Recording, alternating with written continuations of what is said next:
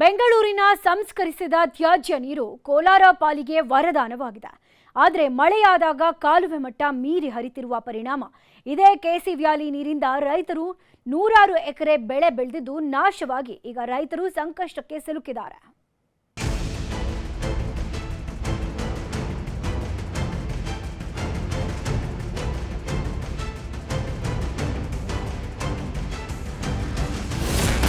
KC valley ನೀರಿನಿಂದ ಭಾರೀ ಅವಾಂತರ, ತೋಟಗಳಿಗೆ ನೀರು ನುಗ್ಗಿ ಬೆಳೆ ಸರ್ವನಾಶ.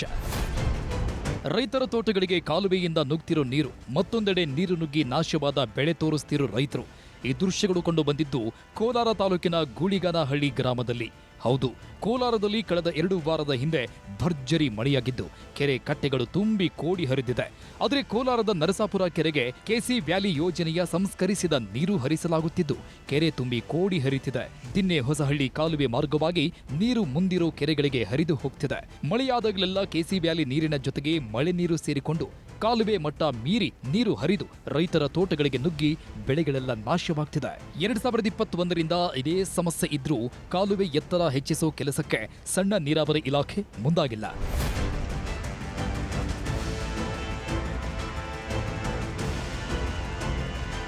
ನರಸಾಪುರ, ಮುದುವಾಡಿ, ಚಿಲಪನಹಳ್ಳಿ, ಮಣಿಘಟ್ಟ ಕೆರೆಯೂ ತುಂಬಿ ಕೋಡಿ ಹರಿತಿದೆ. ತೋಟಗಳಿಗೆ ನೀರು ನುಗ್ಗಿ ನೂರಾರು ಎಕರೆ ಬೆಳೆ ಕೊಚ್ಚಿ ಹೋಗಿದೆ. ಬೆಳ್ಳಂಬರಿ, ಚಿಲಪನಹಳ್ಳಿ, ಗುಳಿಗಾನಹಳ್ಳಿ, ಕುಡಬನಹಳ್ಳಿ, ಗರುಡಪಾಳ್ಯ ಗ್ರಾಮದ ರೈತರ ಜಮೀನುಗಳಿಗೆ ನೀರು ನುಗ್ಗಿ ಬೆಳೆ ನಾಶವಾಗಿದೆ. ರಾಗಿ, ಕೊತ್ತಂಬರಿ, ಹೂಕೋಸು, ಹಿಪ್ಪು ನೇರಳೆ ಸೇರಿದಂತೆ ಹಲವು ಬೆಳೆಗಳು ನೀರಲ್ಲಿ ಕೊಚ್ಚಿ ಹೋಗಿದೆ. ಜೂನ್ ಜುಲೈಯಲ್ಲಿ ಬೆಳೆ ಇಡ್ತೀರಿ, ಈಗ ಅಕ್ಟೋಬರಲ್ಲಿ ಬೆಳೆ ಬರ್ತೈತೆ. ಬೆಳೆ ಬರೋ ಟೈಮ್ಗೆ ಎಲ್ಲ ಕಟಾವೆಲ್ಲ ನಾಶ ಆಗ್ತಾ ಇರ್ತೈತೆ. ಅಂದರೆ ಕೆಸಿ ವ್ಯಾಲಿ ನೀರು ಬಂದಾಗಿನಿಂಕ ಇದು ಬರ್ತೈತೆ. ಇದು ಕಾರಣ ಏನಂದರೆ ಇಷ್ಟೇ, ಇದಕ್ಕೆ ಸಮರ್ಪಕವಾಗಿ ಕಾಲುವೆ ಇಲ್ಲ. ನೀರು ಬಂದಿರೋದು ಕೆರೆ ನೀರು, ಕೆರೆಯಿಂದ ಕಾಲುವೆನೇ ಇಲ್ಲ. ಎಲ್ಲ ತೋಟದ ಮೇಲೆ ಹರ್ಕೊಂಡು ಹೋಗ್ತಾನೆ ಇರ್ತೈತೆ. ಯಾವಾಗ ತೋಟದ ಮೇಲೆ ಹರ್ಕೊಂಡು ಹೋಗ್ತಾ ಇರ್ತೈತೋ ಆಗ ಎಷ್ಟು ಬೇಕಾಗುತ್ತೆ ನೀರು ಜಾಸ್ತಿ ಆಗುತ್ತೆ. ಯಥೇಚ್ಛ ನೀರಾದರೆ ಆಟೋಮೆಟಿಕ್ಕಾಗಿ ಬೀಳ ಹೋಗ್ತಾ ಇರ್ತದೆ. ಇನ್ನು ಬೆಳೆ ನಾಶ ತಪ್ಪಿಸಲು ಕಾಲುವೆ ನಿರ್ಮಾಣಕ್ಕೆ ಗೂಳಿಗಾನಹಳ್ಳಿ ಗ್ರಾಮಸ್ಥರು ಹಲವು ಬಾರಿ ಒತ್ತಾಯಿಸಿದ್ದರು. ಜನಪ್ರತಿನಿಧಿಗಳು, ಅಧಿಕಾರಿಗಳು ಸಮಸ್ಯೆ ಬಗೆಹರಿಸಲು ಮುಂದಾಗಿಲ್ಲ ಅಂತ ರೈತರು ಆಕ್ರೋಶ ಹೊರಹಾಕಿದ್ರು.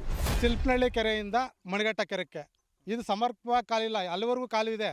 ನೀವು ಬೇಕಾದ್ರೆ ಚೆಕ್ ಮಾಡಿರಿ, ಸುಮಾರಾಗಿ ಇದ್ದಷ್ಟು ಮಾತ್ರ ಮುದುವಾಡಿಯಿಂದ ಇಲ್ಲಿವರೆಗೂ ಕಾಲುವೆ ಇದೆ. ಚಿಲ್ಪನಹಳ್ಳಿವರೆಗೂ ಅಲ್ಲಿಂದ ಇಲ್ಲಿವರೆಗೂ ಸುಮಾರು ನಮ್ಮ ತಾತ ಮುತ್ತ ಅವ್ರ ಕಾಲದಲ್ಲೇ ಕೆರೆ ಕಿತ್ತು ಬಂದಿರೋದ್ರಿಂದ ಕಾಲುವೆ ಮುಚ್ಚಿದೆ. ಇದನ್ನು ಗಮನ ಹರಿಸಿ ಅಂತ ನಮ್ಮ ಶಾಸಕರು ಹೇಳಿದ್ದು. ನಾವು ಹೇಳಿದ್ದು ಅರ್ಥನೇ ಮಾಡ್ಕೊಳ್ಳಿಲ್ಲ ನಮ್ಮ ಶಾಸಕರು. ಒಟ್ಟಿನಲ್ಲಿ ಕೋಲಾರ ಜಿಲ್ಲೆಗೆ ವರದಾನವಾಗಿರೋ ಕೆಸಿ ವ್ಯಾಲಿ ಯೋಜನೆಯಿಂದ ರೈತರ ಬೆಳೆಗಳು ನೀರಲ್ಲಿ ಕೊಚ್ಚಿ ಹೋಗ್ತಿವೆ. ಇನ್ನಾದರೂ ಕಾಲುವೆ ಮಟ್ಟ ಎತ್ತರಕ್ಕೆ ಹೆಚ್ಚಿಸೋ ಕೆಲಸವಾಗುತ್ತಾ ಕಾದು ನೋಡಬೇಕು. ರಘುರಾಜ್, ನ್ಯೂಸ್ 18 ಕೋಲಾರ.